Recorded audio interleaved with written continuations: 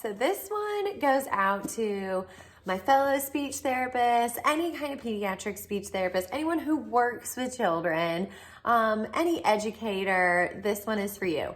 So whenever I have a child who's graduating from speech therapy, it's always a little bittersweet. The sad part about it is that I have developed such a relationship with this child. Sometimes I see kids 2 hours a week over years, months, weeks.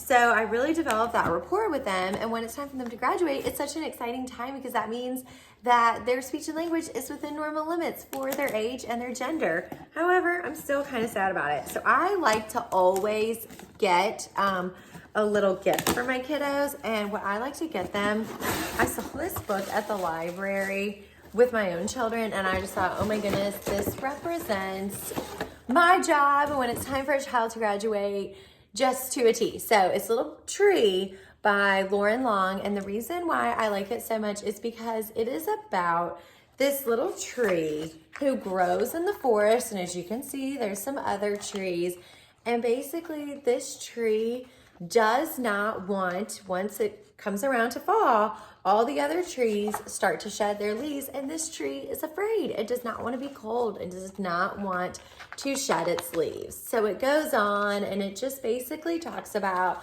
how all the other trees around this little tree who refuses to let go of its original leaves start to grow and flourish around it. So it's definitely sad, but if you bear with the book and bear with me, you can see that finally the tree decides it is time to let go of my leaves. And to me, this represents when a child begins to communicate and begins to interact with either me, their parents, their peers, and it can be verbal communication or nonverbal communication. So as a child begins to find their words, and as you can see, then spring comes around, and the tree starts to bloom, and the animals begin to acknowledge this tree. The other trees around it begin to acknowledge this tree.